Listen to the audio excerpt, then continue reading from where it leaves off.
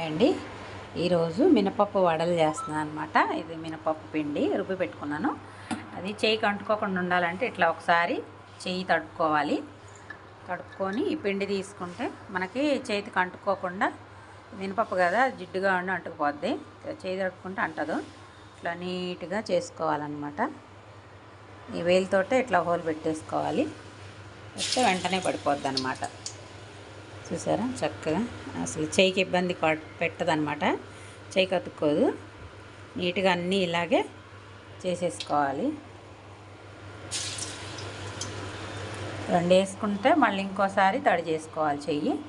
ఇలాగే అన్నీ చేసుకోవాలన్నమాట. చూసారా అన్నీ వేసేసాను. నీట్గా ఒకసారి రిటర్న్ చేసుకుందాం.